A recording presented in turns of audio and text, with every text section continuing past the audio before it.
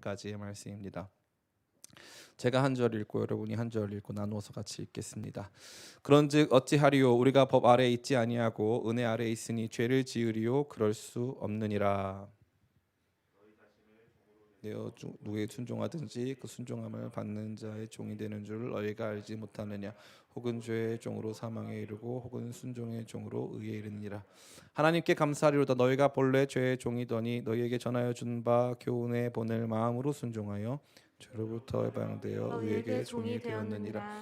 너희 육신이 연약함으로 내가 사람의 예대로 말하노니 전에 너희가 너희 지체를 부정과 불법에 내어 주어 불법에 이른 것 같이 이제는 너희 지체를 의에게 종으로 내주어 거룩함에 이르라.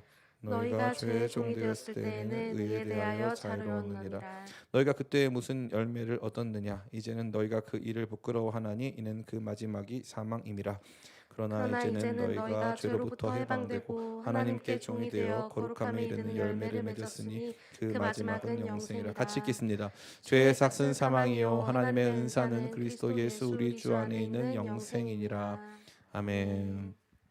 여러분 성탄절 잘 지내셨는지 모르겠습니다. 말씀에 앞서서 우리 기쁨의 교회 성탄절 이번에 너무 좋았죠.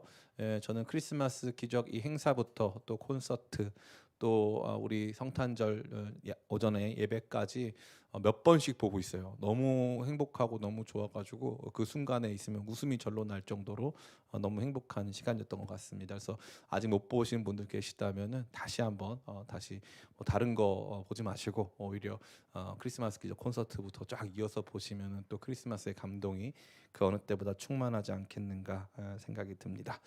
함께 말씀 나누겠습니다. 현대 사회에 있어서 인간에게 가장 중요한 것 중에 하나는 자유라고 할 수 있습니다. 과거에 있었던 여러 가지 정치 사회적 종속에서부터 해방되어 인간은 그 이전에 누릴 수 없었던 많은 자유를 누리게 된 것이죠. 그런데 그럼에도 불구하고 아직도 여전히 우리에게는 종속이 남아있는 것만 같습니다. 최근 들어 주식 투자 등을 하는 젊은이들 사이에서 유행하는 단어는 바로 경제적 자유입니다. 일하지 않을 수 있는 자유, 하고 싶은 것을 마음대로 할 수 있는, 그래서 경제적인 속박에서부터 벗어나는 자유를 추구하는 경향이 나타나고 있습니다. 이 말은 다른 한편으로는 대다수의 사람들은 아직까지 충분한 경제적 자유를 누리지 못하고 있다는 의미죠. 그러니까 여전히 경제적 자유의 반대말인 경제적 종속, 경제적인 속박이 존재한다는 것입니다. 이러한 속박과 종속은 경제적인 문제에서만 비롯된 것은 거기에만 존재하는 것은 결코 아닙니다. 관계적 종속 역시 존재하죠. 그래서 어떤 누군가에게 속박되어 있다라는 느낌을 강하게 받는 것입니다. 사실 이러한 관계적 정신적 종속 역시도 정치적인 경향성 또 여러 가지 사회 문제 이슈에 대한 우리만의 파당 이러한 측면에서의 종속도 존재하는데 심지어 이것을 가스라이팅과 같은 심리 수법으로 악용하여서 사람들을 자기들이 원하는 방향대로 조종하려고 하는 개인과 단체들도 여전히 존재하고 있습니다. 그뿐 아니지요. 쾌락에 대한 종속 역시도 여전합니다. 그래서 쾌락이 우리를 지배하기 때문에 절대 끊을 수 없는 그 무언가가 우리 안에서 여전히 자리 잡고 우리를 통제하고 있다는 것도 자명하다는 거죠. 소비에 대한 종속 역시도 마찬가지입니다. 그래서 내가 이 부분에 있어서는 그것을 충분히 소비하지 못했을 때 스트레스를 받고 압박감을 느끼고 하는 등, 또 염려 걱정에 대한 종속 역시 현재 상존하고 있는 것이죠. 그러니까 우리는 제도적, 사회적, 정치적 종속에서 어느 정도 헤어나온 것처럼 보이지만 실존적인 영역에 있어서는 그 어느 것에서부터도 완전히 해방된 적은 없다는 것을 우리는 알게 되는 것입니다. 왜 그럴까요? 이게 중요한 거 아니겠습니까? 왜 우리는 이러한 속박에서부터 벗어난 적이 없을까요? 이것은 처음부터 인간이 그렇게 지음 받았기 때문에 그렇습니다. 이게 아주 중요한 거예요. 다시 말해서 인간은 완전히 자율적으로 지음 받아 본 적이 없어요. 인간은 처음부터 의존적으로 지음 받았습니다. 인간이 가진 환상 중에 하나는 자율성이에요. 오토노미. 내가 완전히 모든 것에서부터 자유롭게 스스로 행동할 수 있다. 천상천하 유아 독존. 그래가지고 나는 여기에 존재하기 때문에 내가 그러한 자원이 충분히 공급되면은 뭐든지 내가 원하는 대로 다 할 수 있다라고 생각하는 착각과 환상이 있습니다. 절대 인간은 그렇게 자율적인 독립적인 존재로 지음받지 않았습니다. 그래서 인간은 처음부터 의존적으로 지음받았습니다. 가끔 어떤 사람들이 자유의지에 대해서 말합니다. 인간은 자유롭게 뭔가를 선택할 수 있는 의지를 가지고 있다, 혹은 그렇게 지음받았다 생각하는데, 그 자유의지 역시도 하나님의 절대적 존재와 그분의 절대적 말씀의 토대 위에서 주어진 것입니다. 그러니까 하나님의 존재에 의존하고 있고, 하나님의 말씀, 선과 악을 온전히 분별할 수 있는 유일한 분이신 하나님에게 완전히 의존되어 있다는 거죠. 그 의존성 위에서 자유를 누리는 것입니다. 그러니까 의존 없이 완전히 독립적으로 배타적으로 자율적으로 존재하는 인간은 없습니다. 그러면은 그 모든 것은 환상에 불과한 거죠. 결국 문제는 뭐냐면은, 도대체 그러면은 이 속박, 의존에서 벗어날 수가 없다면 우리가 무엇에 속박되느냐, 무엇에 종속되느냐, 무엇을 의존하느냐가 핵심적인 문제의 관건이 된다는 것입니다. 오늘 이 말씀이야말로 우리 그리스도인들에게 있어서 이러한 자유와 속박의 문제를 너무나도 분명하게 설명해 주는 본문이 아닐 수 없습니다. 함께 이 말씀을 생각하는 가운데 우리가 무엇에 속박되었으며 또 어떤 것에 속박되어야 하는가를 함께 생각해 보는 시간 갖기를 원합니다. 오늘 본문은 한 가지 질문으로 시작됩니다. 15절 말씀을 같이 한번 읽어보겠습니다. 시작. 그런즉 어찌하리요? 우리가 법 아래 있지 아니하고 은혜 아래 있으니 죄를 지으리요? 그럴 수 없느니라. 아멘. 이 질문은 매우 자명합니다. 법이 아닌 은혜 아래 있기에 우리가 죄를 자유롭게 지을 수 있느냐, 혹은 죄를 짓게 되는 것이냐라는 것에 대한 질문이죠. 답은 다 정해져 있습니다. 답정너죠. 그래서 그럴 수 없느니라. 자, 그러면 이 뒤에 나오는 모든 내용은 왜 우리가 은혜 아래에 존재하지만 죄를 지을 수가 없는지에 대한 설명으로 해석하면 됩니다. 그 내용은 바로 16절부터 18절에 등장하죠. 같이 읽어보겠습니다. 16절부터 18절 시작. 너희 자신을 종으로 내주어 누구에게든지 순종하든지 그 순종함을 받는 자의 종이 되는 줄을 너희가 알지 못하느냐? 혹은 죄의 종으로 사망에 이르고 혹은 순종의 종으로 의에 이르느니라. 하나님께 감사리로다. 너희가 본래 죄의 종이더니 너희에게 전하여 준 바 교훈의 본을 마음으로 순종하여 죄로부터 해방되어 의에게 종이 되었느니라. 아멘. 이 말씀에 따르면 우리는 원래 죄의 종이었습니다. 율법은 우리가 최근에 잘 보고 있는 바와 같이 진단키트처럼 우리의 죄를 드러내는 도구였습니다. 그런데 이러한 진단키트에 의해서 발견된 우리 자신은 죄에 의해서 완전히 감염된, 죄의 속박을 받고 있는 존재로 나타나게 된 것이지요. 그래서 우리는 죄의 종이었습니다. 진단키트는, 율법은 우리로 하여금 그것을 알려준 것이죠. 그런데 이제는 그러한 진단키트를 넘어서서 백신, 다시 말해 은혜가 우리 가운데 임하였습니다. 죄로부터 우리를 자유케 해주시는 놀라우신 은혜, 죄인된 우리를 그의 핏값으로 사셔서 속량하시고 죄의 대가를 다 치르시고 우리에게 새로운 삶을 주신 그 위대한 은혜가 우리를 지배하게 된 것입니다. 진단키트의 역할은 거기까지였습니다. 우리가 죄인인가, 얼마나 큰 죄인인가를 알려주는 것이었다면, 은혜는 우리를 그 죄로부터 자유케 해 주었다는 것입니다. 이러한 부분에 나타나는 핵심적인 변화는 무엇입니까? 17절에 나타나 있죠. 17절을 제가 읽어드리겠습니다. 하나님께 감사리로다. 너희가 본래 죄의 종이더니 너희에게 전하여 준 바 교훈의 본을 마음으로 순종하여 죄로부터 해방되어 의에게 종이 되었느니라. 이제는 더 이상 죄의 종이 아닌 의의 종이 되었다는 거죠. 법 아래서 우리가 죄인이라는 사실만 발견한 것을 넘어서서 그 법이 진단해준 죄의 내용을 완전히 해결해 줄 수 있는 은혜가 임함으로 우리가 이제는 그 은혜에 의해서 통치되고, 은혜의 이 시스템, 은혜의 면역 시스템, 은혜의 우리를 완전히 통치하는 시스템 속에 들어가 있기 때문에 우리는 그러한 은혜의 종, 은혜가 우리에게 요구하는 의의 종, 의의 종속 가운데 존재한다는 것입니다. 그러고 나서 사도는 무엇을 얘기해 줍니까? 죄에 의해서 순종하고 죄의 지배를 받게 되는 그러한 일종의 프로세스, 일련의 과정들을 설명해 주죠. 21절부터 23절까지 내용입니다. 같이 한번 읽어보겠습니다. 시작. 너희가 그때 무슨 열매를 얻었느냐? 이제 너희가 그 일을 부끄러워하나니 이는 그 마지막이 사망이니라. 그러나 이제는 너희가 죄로부터 해방되고 하나님께 종이 되어 거룩함에 이르는 열매를 맺었으니 그 마지막은 영생이라. 죄의 삭은 사망이요 하나님의 은사는 그리스도 예수 우리 주 안에 있는 영생이니라. 아멘. 여기 보면 너무 자명하지 않습니까? 죄의 열매는 곧 사망이라는 거죠. 그러니까 죄에게 순종하고 죄가 시키는 대로 살면 그것은 사망이라고 하는 자명한 결과로 우리를 이끌 수밖에 없다는 것입니다. 이것은 제가 종종 여러분에게 말씀드리는 거죠. 일종의 라이프 스타일의 문제입니다. 죄가 우리를 지배하는, 죄에 대하여서 관용하고 죄에 대하여서 묵인하는 삶이 지속된다면 그 죄가 우리에게 약속하는 삶의 궁극적인 방향은 너무 자명하다는 것입니다. 가끔 어떤 사람들이 해외에 선교 나간다고 하면 순교 걱정을 합니다. 목사님, 저 순교할 자신이 없어요. 걱정하지 마시기 바랍니다. 순교는 아무한테나 주어지는 것이 아닙니다. 이 간암이라고 하는 결과는요, 평상시에 다양한 요인이 존재할 수 있지만 평상시에 술도 안 먹고 담배도 안 핀 사람들에게는 낯설고 또 이루어져서는 안 되는 수준의 결과입니다. 그런데 흥미롭게도 그러한 삶을 지속적으로 산 사람들이 간암에 걸리지 않았다면 또 그것은 다른 한편으로는 이상한 결과가 되는 거죠. 다시 말해 삶이 그 결국을 만들어내는 것입니다.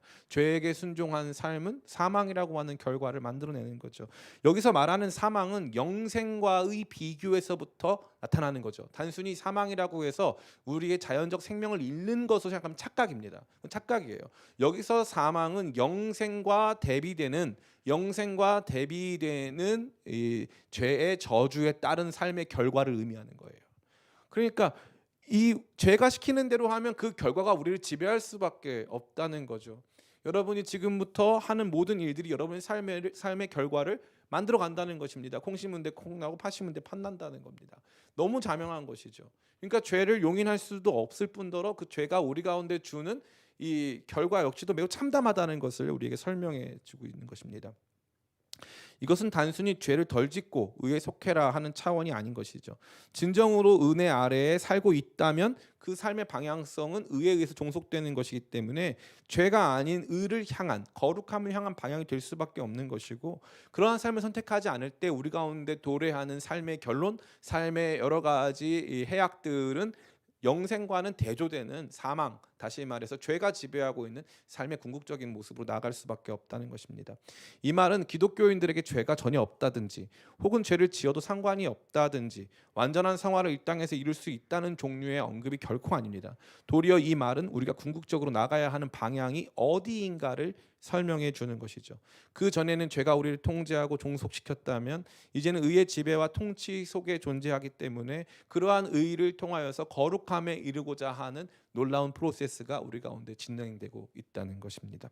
앞서 설명드린 바와 같이 이 백신을 맞은 사람은 그 백신이 완전하다는 전제 아래서, 백신의 부작용이 전혀 없다라고 하는 전제 아래서, 백신의 효과는 100%고 그것은 영구적으로 지속된다라고 하는 전제 아래서 백신을 맞은 사람은 다시는 또 그 바이러스에 의해서 종속되지 않습니다. 바이러스에 의해서 또 우리 자신이 영향을 받지 않는다는 거죠. 그 부분에 있어서는 항체가 생겼기 때문에 그런 것입니다. 우리도 동일합니다. 그런데 여전히 그것 가운데 머물러 있다면 둘 중 하나죠. 백신을 맞지 않았거나, 백신을 맞았다 할지라도 본인이 그 백신의 능력과 효과를 제대로 이해하거나 받아들이지 못했다는 뜻입니다. 오늘날 많은 청년들의 삶이 저는 이와 같다고 생각합니다. 그리스도인들에게 주어진 삶의 변화는 죄로부터 해방되어서 의에 속박되는 것입니다. 의에 속박되는 것. 의가 우리를 주장하는 거죠. 의롭게 살아야 한다라는 강박, 의롭게 살아야 한다라고 하는 거룩한 기대와 소망이 우리 자신을 통치하고 주장하고 있다는 것입니다. 악하게 막 살고 싶거든요. 우리도 나쁜 말을 좀 하고 싶고 막 이렇게 좀 마음대로 살고 싶은데 어느 날 마음대로 살다 보면은 주님께서 어떻게 하시는 거예요? 그렇게 살면 안 되지 않냐라는 어떤 음성을 주시는 거예요. 그러니까 나는 마음대로 살고 싶은데 그게 잘 안 되는 거죠. 잘 안 되는 거예요. 가끔 이제 예전에 제가 그 음주하던 시절이 생각나는데, 그 음주를 이렇게 하다 보면 제가 이렇게 술을 잘 못 받아요. 돌아가신 저희 아버지는 진짜 술을 많이 마셨다고 하는데 술을 잘 못 받아요. 그래서 이제 막 마시고 나면은 이제 다음 날 거의 인사불성이 됩니다. 그럼 친구들이 저한테 와가지고, 그 친구들이 다 여기 용산구 살아요. 지금도. 그 친구들이 저한테 와가지고 하는 말이, 너는 진짜 하나님의 자녀인가 보다. 막 저한테 얘기를 해줘요. 너는 진짜 하나님의 자녀인가 봐. 잘 안 받는 거 보니까. 막 이러면서 나쁜 짓을 그 나쁜 짓 할 때 꼭 저는 그 자리에 없어요. 신기하죠. 제가 농담 삼아 드리는 말씀이지만 사실 이게 진리입니다. 어느 정도 우리가 이런 악한 일 속에 있는데 그 일에 대해서, 그 죄가 우리를 완전히 지배하는 것에 대해서 저항감이 전혀 없다. 그 죄가 우리를 완전히 지배하는 것에 대해서 우리가 완전한 관용적이다. 그것은 사실 엄밀히 말해서 이 백신이 지배하는 삶, 은혜가 지배하는 은혜 아래 놓여진 우리의 삶과는 엄청난 괴리를 보여준다는 거죠. 그러니까 죄는 은혜 아래서 배척받고 죄는 은혜 아래서 자연적인 것으로 여겨지지 않는다는 것입니다. 자연스럽게 그런 것들을 안 하게 된다는 거죠. 참 놀라운 일이 아닐 수 없는 것입니다. 저는 이와 관련된 여러 가지 내용들을 통해서 여러분에게 중요한 메시지 3가지 정도로 전달해 드리고자 합니다. 첫 번째, 우리 자신이 의존적 존재임을 절대 잊지 말아야 합니다. 저는 이 말씀을 통해서 너무 감사한 게 이거예요. 너희는 죄의 종이 아니다. 너희는 자유롭다라고 표현해 주지 않았다는 거예요. 너희는 자유롭다라고 표현하지 않았다는 거예요. 물론 우리는 자유롭습니다. 그런데 이 자유는 앞서 말씀드린 대로 의존적 자유예요. 하나님께 의존하여서 얻게 된 자유죠. 마태복음에 보면은 예수님께서 이렇게 말씀하세요. 수고하고 무거운 짐진 자들아 다 내게로 오라. 내가 너희를 뭐하게 하리라? 쉬게 하리라. 이는 그 뒤에 말씀이 신기하죠. 이는 내 짐은 쉽고 내 멍에는 가벼움이라. 내 멍에는 쉽고 내 짐은 가벼움이라. 너무 놀랍지 않습니까? 아니 자유케 하신다고 했는데 짐과 멍에를 짊어지우신다는 거예요? 안 짊어지우신다는 거예요? 짐과 멍에를 짊어지우겠다는 거예요. 우리가 생각하는 수준의 그런 자유함이 아니죠. 우리가 생각하는 자유함은 야 바다다 막 이러면서 가고 유후 막 해가지고 막 거기서 막 뛰어다니고 막 이런 거잖아요. 그게 우리 자유잖아요. 그러니까 짐이 없는 상태, 멍에 같은 건 존재하지 않는 상태, 뭐든지 내 마음대로 하려고 하는 뭐 에덴 동산과 같은 그런 자유, 그걸 우리가 원하는 거 아닐까요? 그런데 아니라는 거예요. 예수님 분명히 말씀하셨어요. 내가 너희를 쉬게 하리라. 근데 그 쉼은 뭐냐면은 그 쉼은 이는 내 멍에는 쉽고 내 짐은 가벼움이라. 가벼운 짐, 쉬운 멍에가 있는 거예요. 근데 그 멍에가 우리를 자유케 하고 우리를 쉬게 하고 그 짐이 우리를 자유케 하고 우리를 쉬게 한다는 거죠. 얼마나 놀랍습니까? 그러니까 완전한 의존성을 완전히 배척하는 수준의 자유는 없다는 거예요. 예? 여러분이 완전히 예수님 안에서 자유를 누린다 그래서 내 멋대로 막 마약도 하고 막 이 엄청난 범죄를 저지르면서 나는 자유하다 이렇게 할 수 있다 없다는 거예요. 그런 자유는 없습니다. 존재하지 않아요. 그러니까 우리는 의존적인 존재라는 거죠. 그러니까 우리는 무엇에 대해서 의존할 것인가가 핵심인 거예요. 알코올을 의존할 것인가? 경제적인 것을 돈을 의존할 것인가? 나에게 있는 건강을 의존할 것인가? 나의 외적 아름다움을 의존할 것인가? 내가 가지고 있는 내 삶의 커리어를 내가 의존할 것인가? 그것이 나를 지배하고 나를 통치하고 있는 것이 될 것인가? 아니면 도리어 이것에서부터 자유롭고 그러한 부분에서 자유롭고 하나님께 완전히 의존할 것인가? 이 핵심적인 문제가 있는 거죠. 이것은 아주 자명합니다. 여러분이 만약에 질병에 걸렸어요. 이제 좀 있으면 죽습니다. 좀 있으면 죽어요. 그러면 여러분 선택은 간단해요. 하나님께 의존하는 거예요. 하나님께 의존하는 것입니다. 아, 나 하나님 없이 살 수가 없는 존재구나 발견하는 거예요. 재정적인 완전한 결핍이 이루어집니다. 그때 어떤 일이 발생합니까? 하나님 의존적으로 바뀌는 거죠. 내 삶은 하나님밖에 하실 수가 없습니다. 하나님 의존적으로. 그러니까 구원이라는 것은 죄 의존적, 죄의 종속, 세상 것에 의한 지배에서부터 하나님 의존적, 하나님에 의한 종속, 하나님에 의한 지배받음으로 바뀐다는 거예요. 그러니까 의존성을 갖되 그 의존성이 하나님을 향한다는 거죠. 그분의 어떠하심, 그분의 능력을 향해서 우리가 의존하는 거예요. 의존. 이러한 내용은요, 저와 여러분으로 하여금 현대적 인간관, 현대적 인간의 비전을 거북해 합니다. 거북해 하는 거예요. 이것은 우리 자신이 마땅히 살아야 될 삶의 내용이 존재하고 그것을 살 수 있는 유일한 길과 비밀이 하나님께 있음을 인정하는 삶인 거죠. 제가 예전에 읽었다 다시 읽는 책이 있는데 로사리아 버터필드의 이제 그분의 책입니다. 그분은 이제 시라큐스 대학교라고 하는 그 대학교의 뜻밖의 회심이라는 책인데 그 시라큐스 대학교라고 미국의 아주 좋은 대학교죠. 그 대학교에서 영문학을 가르치는 교수님이었어요.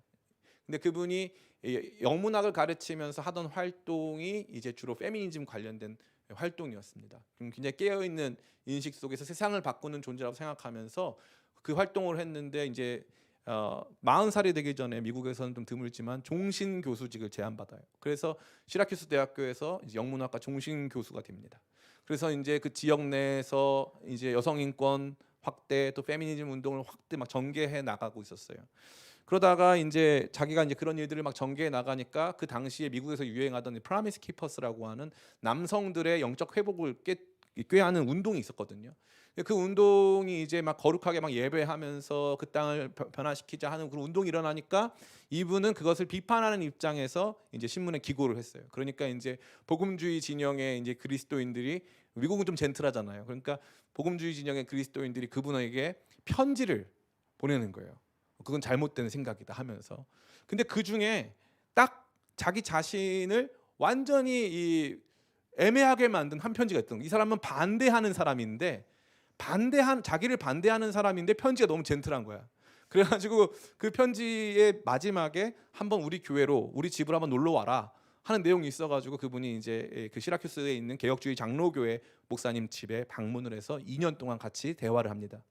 70대 목사님 가정이 이제 끓는 피를 가지고 세상을 변화시키고자 하는 이 탁월한 엘리트 이 여성과의 이 만남을 통해서 이 여성분이 이제 2년 동안 변화를 거듭하는 거죠. 그래서 이분이 완전히 회심을 할 뿐만 아니라 이제 목사님 사모님이 되는, 심지어 이분이 이 처음에 그 목사님 댁에 방문했을 때는 동성 커플이 있었어요, 그 집에. 그런데 나중에는 그것을 다 버리고 이제 목사님 사모님이 되는 일련의 과정을 보여주는 아주 중요한 책입니다. 그분이 생각했을 때 제일 문제가 되는 게 뭐가 봤냐면은 자기가 선택한 전제가 무엇이냐면은 유물론적 관점이었다는 거예요. 거기에는 그 어떠한 목적성도 없고, 거기에는 그 어떠한 우리가 따라야 될 절대적 가치나 윤리가 없었다는 거죠. 근데 그분이 이 지속적인 토론을 통해서 발견하게 된 것이 무엇이냐 하면 내가 절대적으로 따라가야 될 삶의 가치가 존재한다라고 하는 인식이에요. 그 가치와 인식이 지속적으로 반복되면서 이분 안에 이게 자리 잡고 일종의 이제 엄청난 자기 생각으로는 자기가 그 학교에 교수직을 내려놔야 할 만한, 자기의 40대 이전의 모든 삶을 부정해야 할 만큼의 엄청난 고백을 해야만 했다는 거죠. 실제로 그렇게 했고, 실제로 학교를 그만두었고, 실제로 그쪽 진영에서는 변절자, 배신자가 된 거죠. 이 출발점이 어디입니까?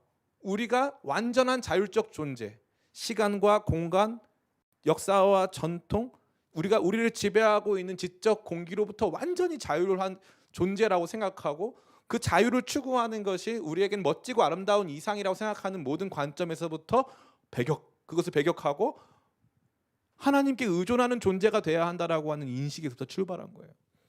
그것이 과학 분야가 됐건 사회과학 분야가 됐건 경제 분야가 됐건 어떤 분야가 됐건 예외가 없습니다. 하나님께 의존하고 있느냐 아니냐, 우리 신자들에게 있어서 가장 중요한 거죠. 우리의 학문적 연구가, 우리의 삶의 여러 가지 추구가, 경제적 추구를 포함한 많은 추구들이 하나님 의존적으로 바뀌어야 된다는 거예요. 그렇지 않으면, 내가 하나님을 의존하고 있지 않다면 나는 아무것도 의존하지 않는 상태가 아니라, 하나님을 의존하고 있지 않다면 나는 다른 것을 의존하고 있다는 거예요. 다른 것을 의존하고 있다. 제가 간혹 이 노숙자분들과 관련된 이제 일들이 좀 많이 있어요. 교회에 그런 분들이 전화를 하기도 하고, 또 어떤 분이 찾아오기도 하고 하면서 그런 일이 벌어지는데, 숙자씨들이죠. 이 숙자씨들이 갖는 굉장히 중요한 게 하나 있어요. 그게 뭐냐면 엄청난 자존심이에요. 엄청난 자존심. 그래가지고 본인들의 그 어떠한 것도 포기하려 하잖아요. 너무 흥미로워요. 그래서 최근에 재작년인가 정말 추울 때, 영하 막 10도 넘어갈 때 우리 교회에 한 노숙인 청년이 찾아왔어요. 나이도 어렸어요. 그래서 제가 제 사비로 그 청년, 진짜 제가 후암동 월세 진짜 비싸요. 그 청년 하숙방을 제가 30-40만 원을 내가지고, 왜냐 그 청년이 사지가 멀쩡했기 때문에 일만 하면 살 수 있을 걸 생각했어요. 그래서 일자리도 주고 먹을 것도 주려고 해가지고 제 사비로 그 하숙집도 구해줬어요. 근데 문제가 뭐냐, 저는 이 친구를 먹여 살릴 자신이 있었는데 이 친구는 머리를 절대 깎지 않겠다는 거예요. 절대로 깎지 않겠다.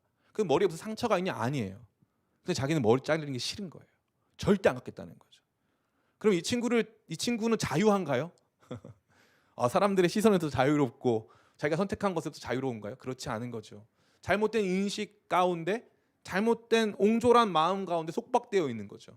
그 친구를 더 자유롭게 해줄 수 있는 다른 의존으로 나가면 되는데, 저를 의존하거나 하나님을 의존하면 끝나는 게임인데 못한다는 거예요. 못합니다.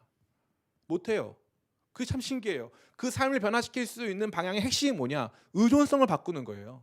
하나님 의존적으로 바꾸는 거죠. 열린 체계, 닫힌 체계가 아니라 열린 체계. 그러니까 로사리아 버터필드라고 하는 그 교수님이 지적하는 내용이 뭐냐 하면, 기독교인들과 비기독교인들의 체계에 완전히 다른 측면이 있는데, 그게 뭐냐 하면 기독교인들은 초자연적 열린 체계라 이거예요.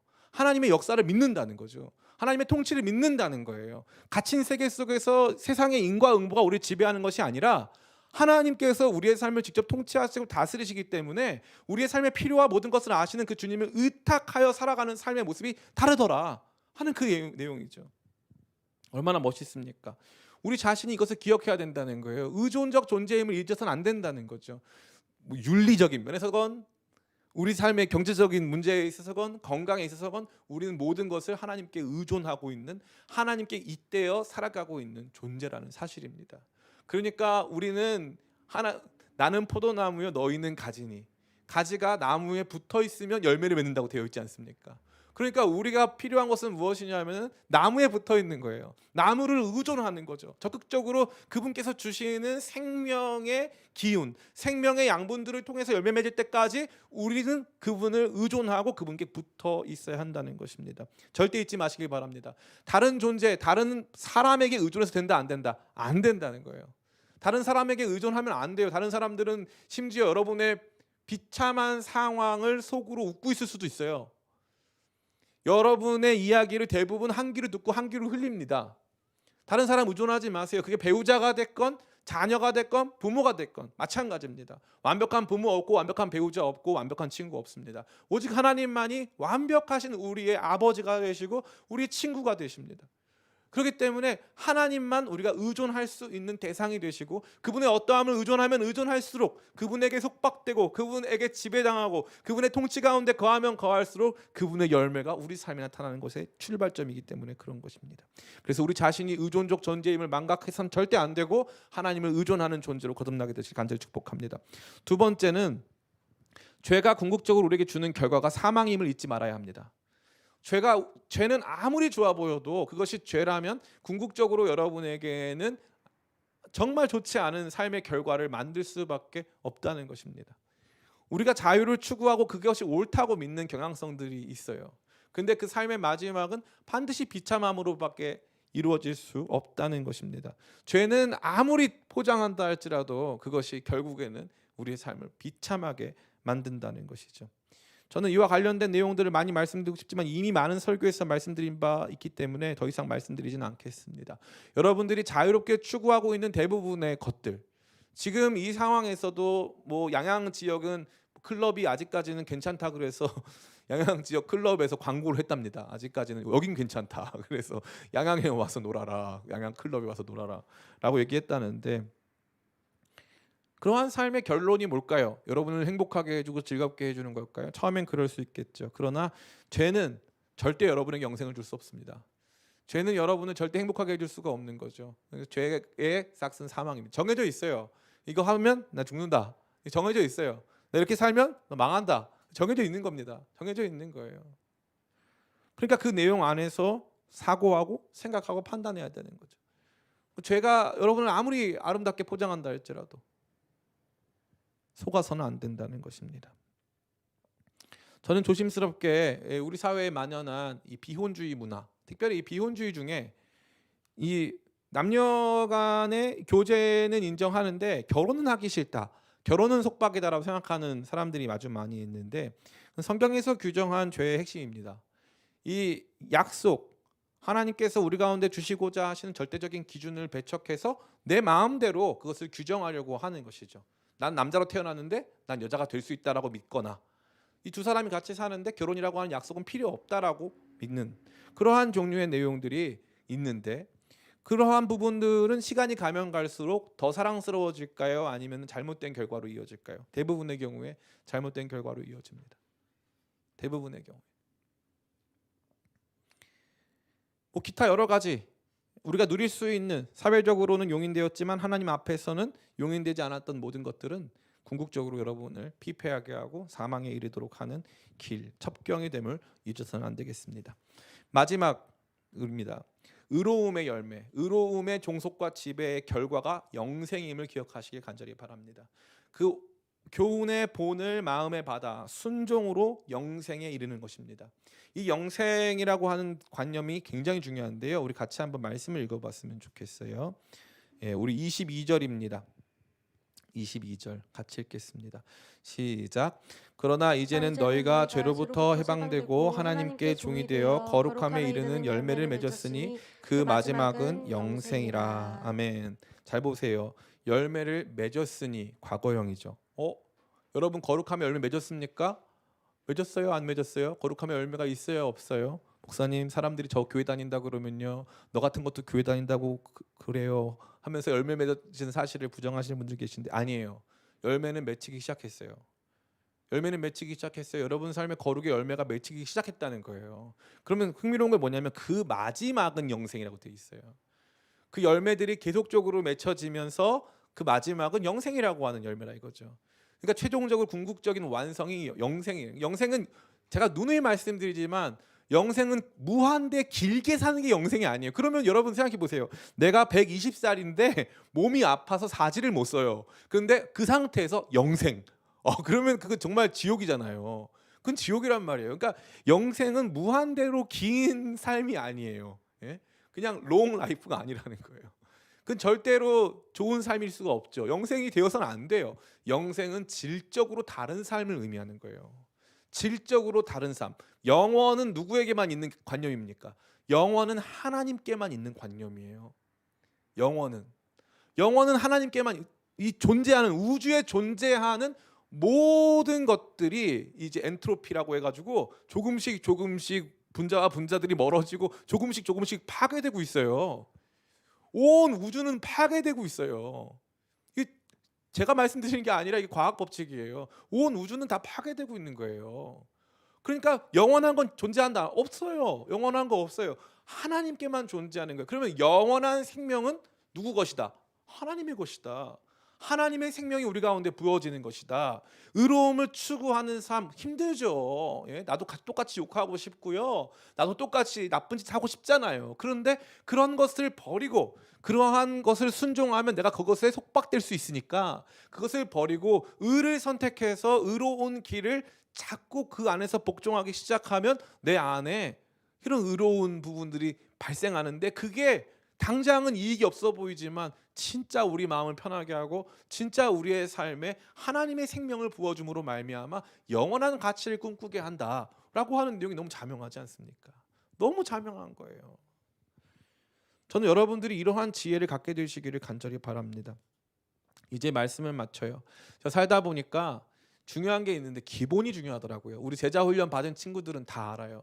사람들이 이 사람의 삶에 아주 기본적인 것, 청소 잘하고 일찍 자고 뭐 이런 거 있잖아요. 별거 아닌 것 같아 보이기 되게 중요한 문제예요. 그 되게 중요한 문제. 제가 한의원에 종종 가는데요. 한의원에 가서 저한테 딱 진맥을 하시면서 의사 선생님 하시는 말씀이 있어요. 몇 시에 주무세요? 딱 이거 물어보세요. 저한테 하는 말이 뭐냐면은, 선생님은 잠만 제때 잘 주무시면 건강에 문제 전혀 없대요. 그럼 잠을 왜 못 주무시냐? 제가 소심하대요. 심장이 작아가지고 스트레스를 많이 받는데. 예. 그날 제가 소심하다고 왜 생각했냐면 돌아오면서 그분이 싫더라고요. 그래서 맞아, 그럼 내가 소심한 거구나 다시 깨달았어요. 근데 또 그게 무한 반복이에요. 메비우스의 띠처럼 또 깨닫고 싫고 막 이랬어요. 계속 미웠어. 너무 신기하더라고요. 몇 시에 자는지가 되게 중요하대요. 일찍 자면 일찍 일어나고 건강한 삶을 살 수 있대요. 저는 그런 사람이래요. 저 몰랐어요. 그게 그렇게 중요한 문제인지. 나이가 40살 넘어가니까 여기 지금 원고가 있잖아요. 이거 원고. 예? 원고가 있잖아요. 이 원고 이거 처음에는요 글씨 10포인트로 시작했어요. 교회 개척할 때. 최근에 12포인트까지 올라갔어요. 오늘 14포인트입니다. 눈이 멀고 있어. 나 죽는 거 아닌가 몰라. 나 끝났어 인생. 주여 누구야? 예? 삶은 그런 거예요. 정해져 있어요.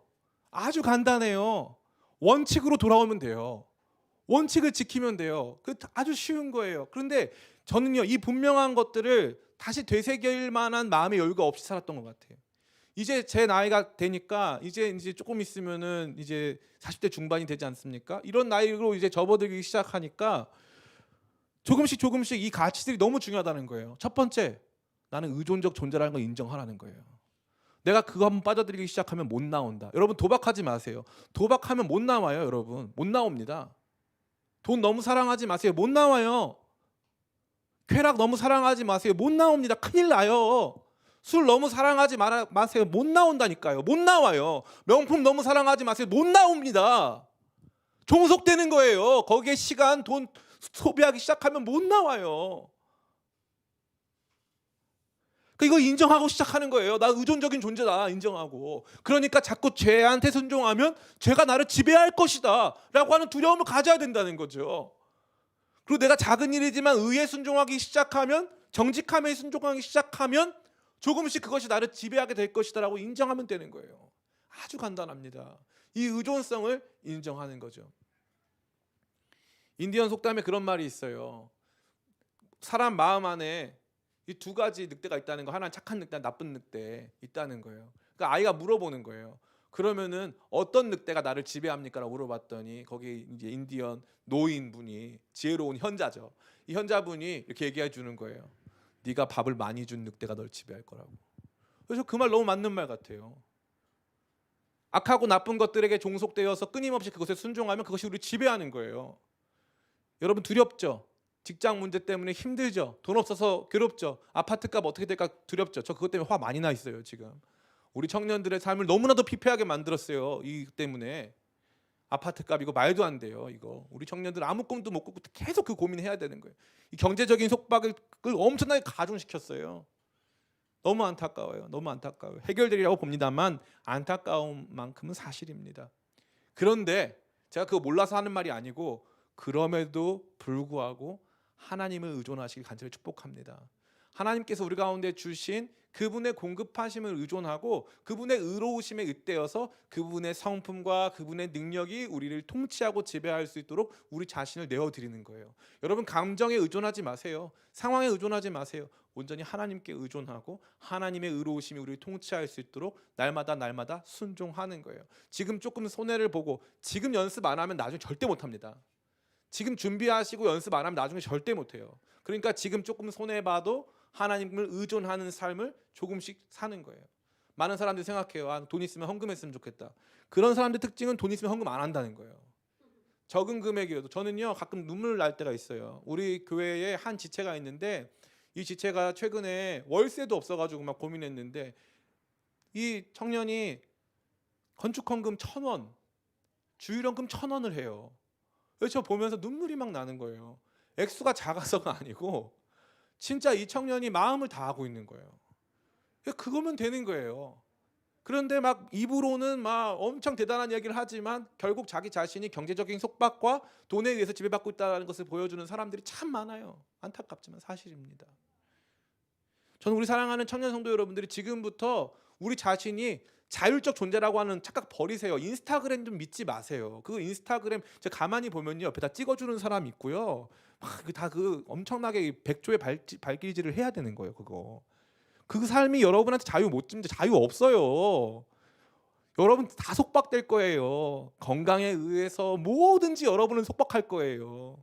뭐든지 여러분 속박합니다. 그 가운데 하나님 의존적으로 그분이 추구하는 거룩한 삶의 모습으로 나아가는 복된 순종의 자리로 우리가 옮겨졌음을 인정하고 나가야 될 줄 믿습니다. 또한 동시에 죄가 궁극적으로 우리에게 사망을 주는 존재이며 죄의 길은 그 어떠한 약속이 있다 할지라도 그것은 궁극적으로 우리를 파괴하는 길임을 결코 잊지 마시길 간절히 축복합니다. 사회생활을 하다 보면은 용인되어지는 그 사회에서 이 어느 정도 통념상 용인되어지는 해악들이 있어요. 그것들 물론 여러분들이 지혜가 있기를 간절히 바랍니다. 이 비둘기처럼 순결하고 뱀처럼 지혜롭게 간절히 바래요. 그러니까 당장 가가지고 아주 유명한 일화가 있잖아요. 한 부대에서 훈련 전에 사단장님이 나가서 고사를 지내는데 이제 한 이등병이 그분은 이제 모 신학교 출신이신데 이등병이 군대 가가지고 사단장님하고 이제 훈련 전에 이제 고사를 지내려고 하니까 갑자기 이 이등병이 갑자기 뛰어나가더니 사단장님 이러시면 안 됩니다. 하나님께서 기뻐하지 않으시는 거예요.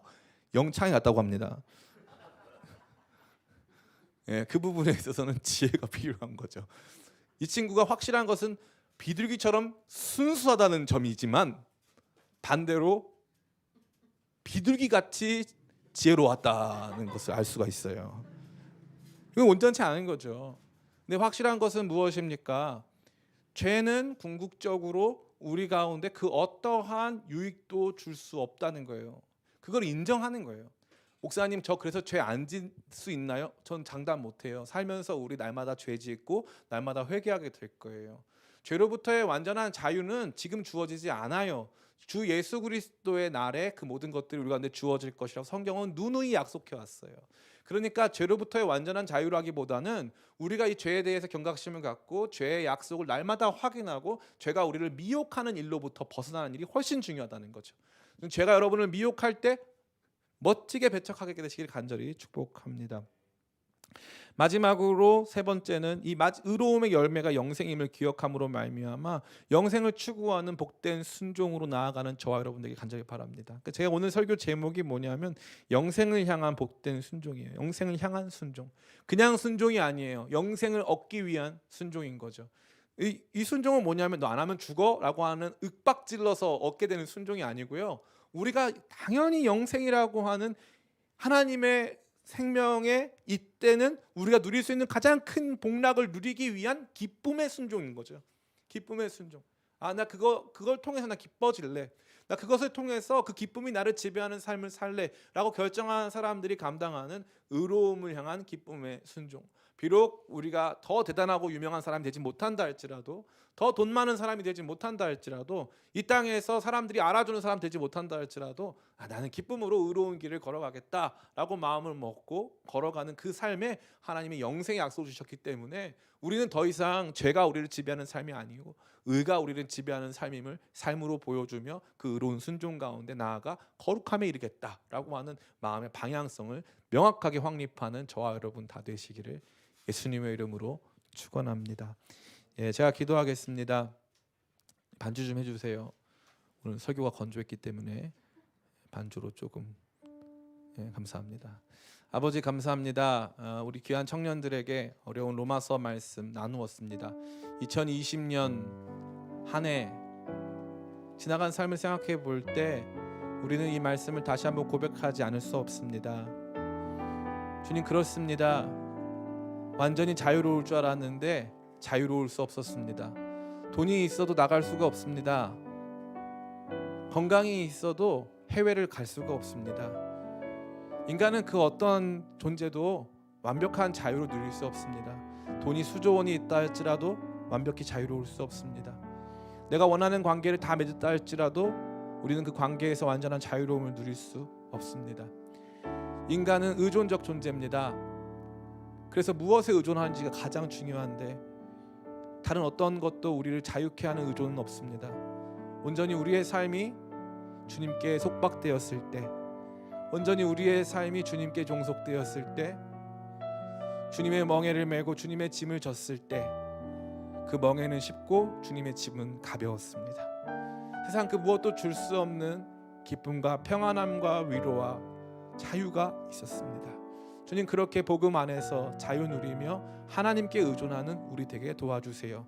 돈 중요하지만 전부가 아닌 것을 기억하게 도와주시옵고, 관계 역시도 마찬가지이며 세상 모든 것 역시 마찬가지임을 알게 하여 주시옵소서.